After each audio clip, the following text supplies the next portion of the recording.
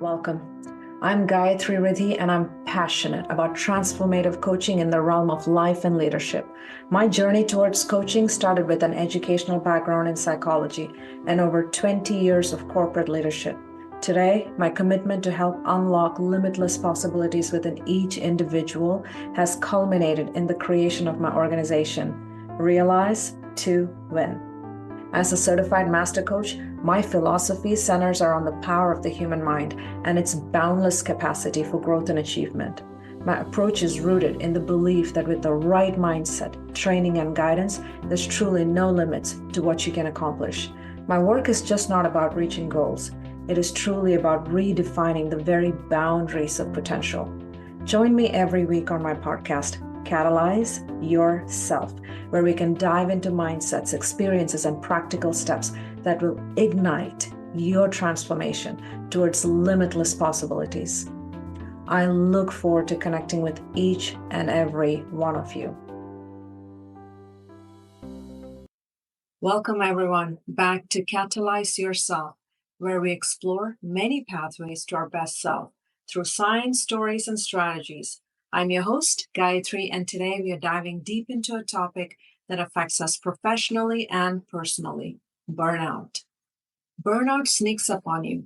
You may be thinking you're doing your best, giving your best, exhausted, but doing everything you can to handle everything to your best capacity.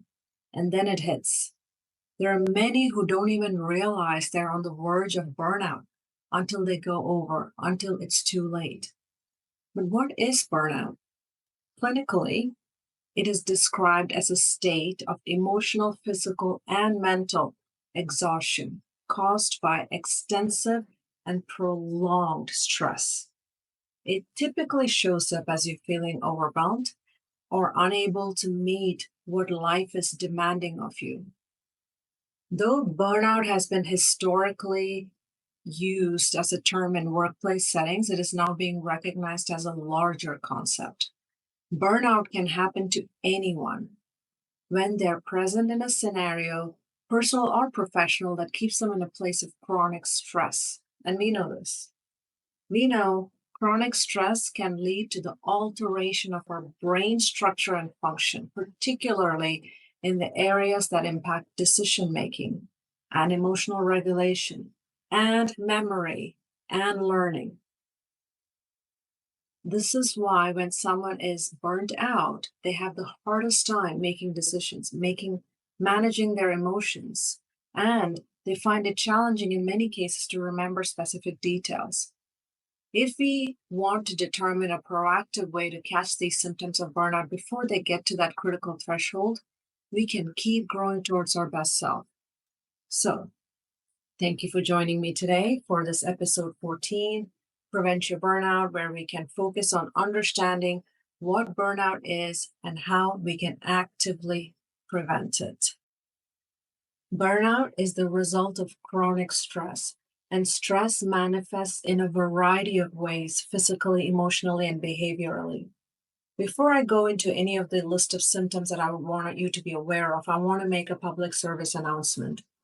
If any of these concerns are impacting the quality of your life, you must consider consulting a medical provider.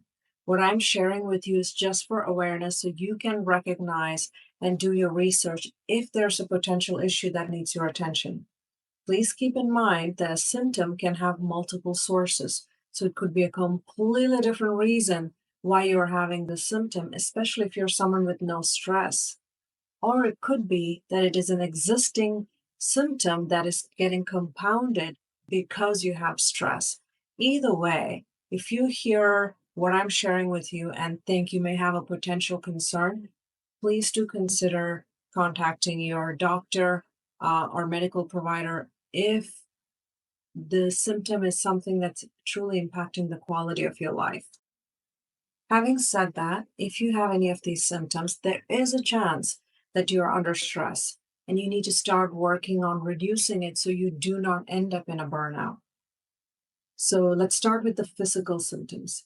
Some of the physical symptoms that stress brings you: frequent headaches, muscle tension or pain, especially in the back and neck area, fatigue, or just feeling tired all the time, even after you have slept and you have rested.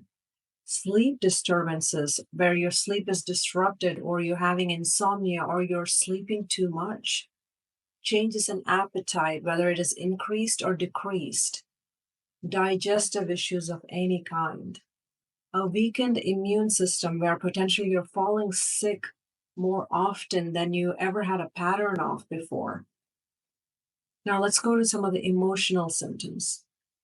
If you're noticing things were going well and suddenly you have mood swings, irritability, short temper, feelings of being overwhelmed or like you cannot handle all your responsibilities, excessive worrying, general unhappiness, lack of motivation or focus, feelings of being isolated.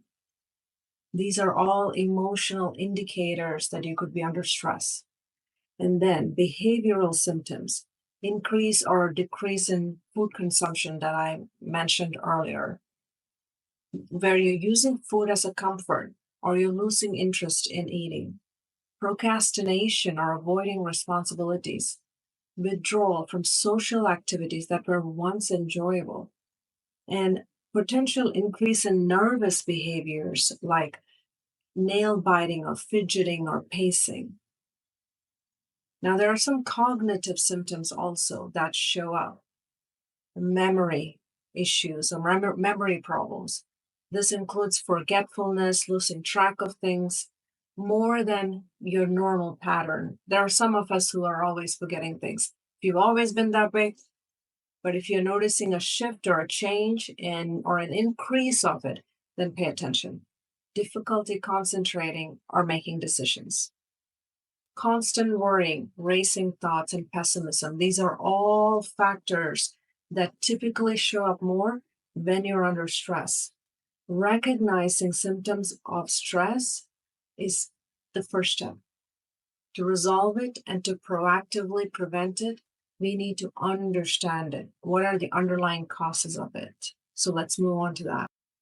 High level, it can be anything that is causing you stress, anything that is keeping you in a state of imbalance, anything that's keeping you in a space where you are now stretching your mind and body for an extended period of time without giving time for rest and recharge.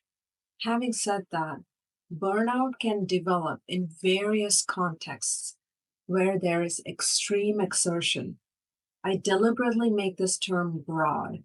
It could be physical exertion, it could be emotional exertion, it could be cognitive exertion.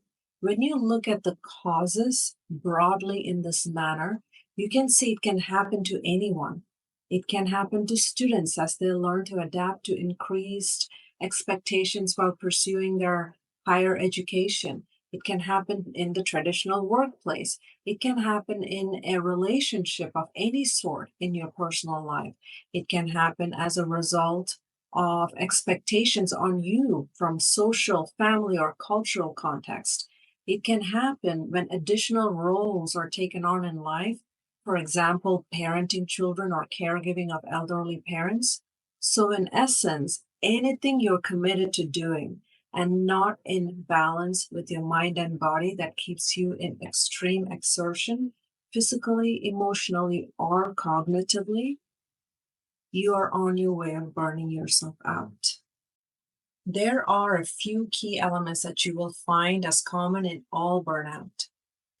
One is performing work of any sort without adequate rest and recharge for your mind and body. Two is an inability to influence decisions that affect what it is that you're doing, whether it is expectations, whether it is the time spent, etc. Third is feeling of being undervalued, or there's a lack of acknowledgement of rewards and recognition. Fourth is there's a lack of balance in where time is spent. You're spending time of an excessive amount doing what feels like work and not putting in enough time into what is making you happy and feeling nourished, like with friends or families, pets, or activities that truly recharge your mind and body. Fifth would be participating in actions that conflict with your personal values and beliefs. Quick step: to the burnout path.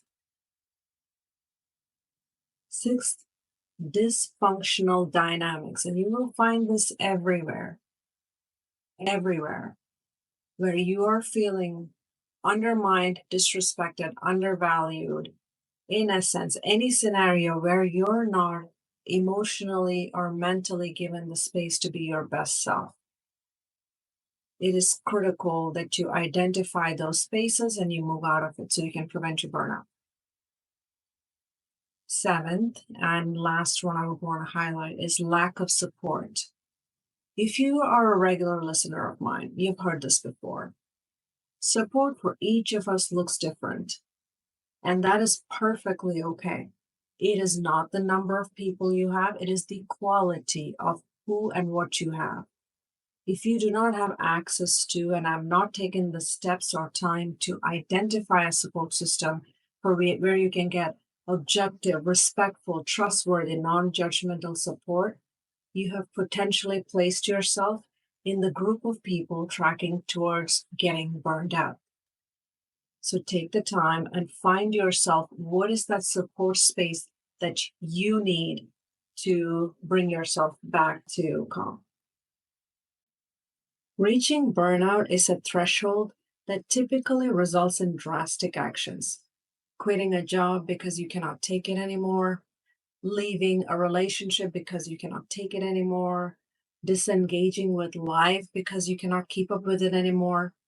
It is so important for us to recognize if we are on our path to the threshold as early as possible. And this is what will help us prevent it. And the most important factor that can help you prevent your burnout is how well you know yourself. Your deep awareness of your authentic self. Let me share with you why knowing yourself the best is your best weapon to combat burnout. Self knowledge is a guiding factor. Awareness of your authentic self truly involves understanding your values, your strengths, your limitations, and your priorities.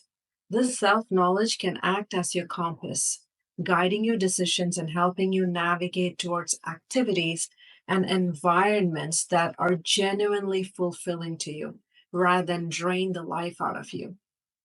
For instance, if you know that you value deep, meaningful work, you might prioritize tasks that align with this value, steering clear of superficial or misaligned tasks that contribute to dissatisfaction and eventual burnout.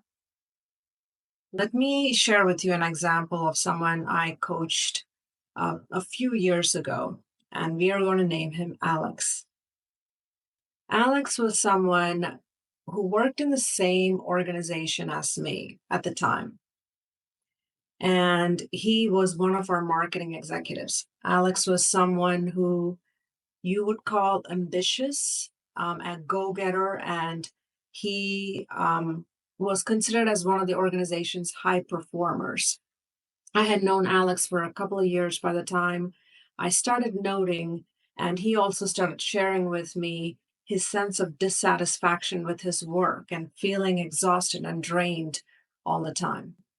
Mind you, Alex was earning a very good salary, and his role was one of the top level executives in the organization. So, in a professional sense, he was considered successful.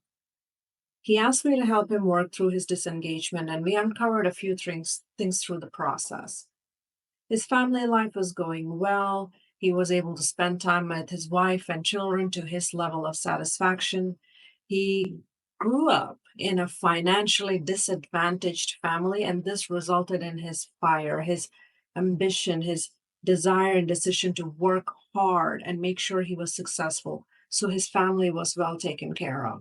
And now that he had achieved some level of success, he was feeling a persistent lack of fulfillment and motivation. And he was feeling disengaged to the point where he was sharing with me he did not even look forward to coming into work. After some exercises of self reflection, Alex realized His core values centered around creativity, autonomy, and impactful work. They valued ability to see tangible results that make a real difference in people's lives, which is what he was feeling as missing in his current role. This self awareness became a guiding compass for Alex. He decided to align his career with these values. Alex transitioned from that particular corporate job to start a consultancy focused on helping small, nonprofit organizations optimize their marketing efforts. This move absolutely allowed Alex to work more creatively, more autonomously, and directly seeing the impact of their work on community driven projects. This career change not only aligned with his values, but also significantly helped reduce feelings of burnout that he was feeling, the feeling of dissatisfaction that he was reaching. And this led to a more fulfilling and sustainable career path for him. He's a very successful consultant now. I recently connected with him and he's doing very well and he's making less money, but he's still very happy that he made the change that he made because he feels he's truly aligned with his authentic self. In Alex's case, we caught it before it was too late. We caught it before he reached max burnout. We caught it before he reached a point where he was just disengaged. We were able to recognize the signs, me on the sidelines, him within himself, and we came together and came out with the solution. So, coming back to the point of authentic self, once you know your authentic self, you will see a clearer path to taking a proactive approach, which is the ideal state.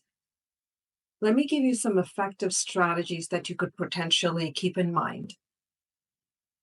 Knowing yourself the best will mean you know your thresholds well and you will create the boundaries needed to protect yourself.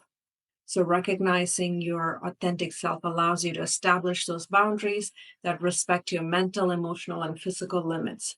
When you're clear about what you can handle and what is too much, you're better equipped to say no to overwhelming demands and truly advocate for your needs. This might mean declining additional responsibilities that do not align with your core strengths or that interfere with your essential recovery time.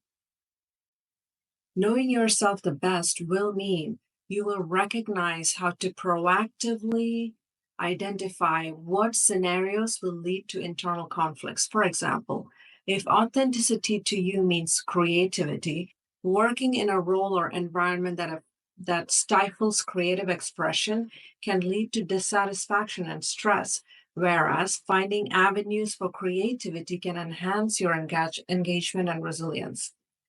Knowing yourself the best will mean you will make the choices that support your well being.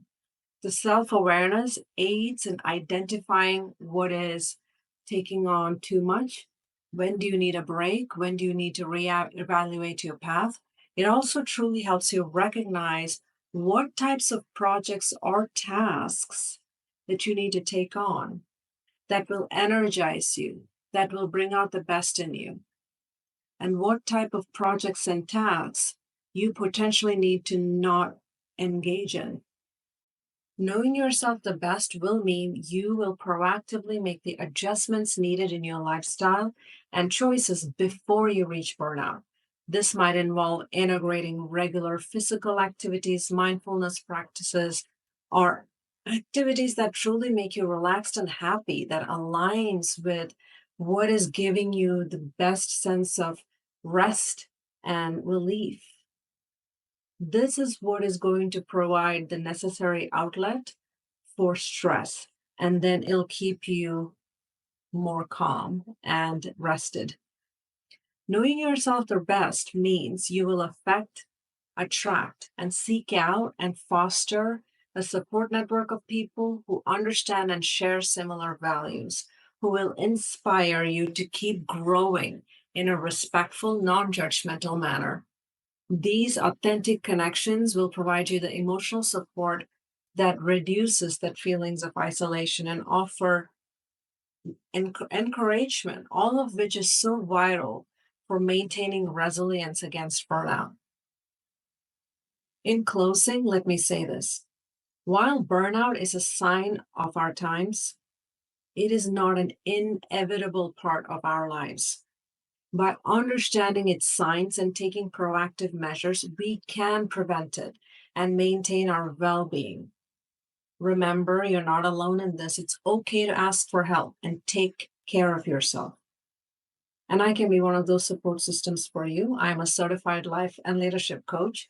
Please do feel free to reach out to me, Instagram or LinkedIn, as you prefer. And all my socials can be found in the description of the podcast episode. With that, thank you for tuning in to Catalyze Yourself. I'm your host, Gayathri, and I hope today you're walking away with some new ideas on what you can do to proactively prevent burnout in your life. Please do not forget to subscribe and share this episode with someone who might need to hear it. Until next time, keep catalyzing your life, and remember, the best time to prevent burnout is way before it starts.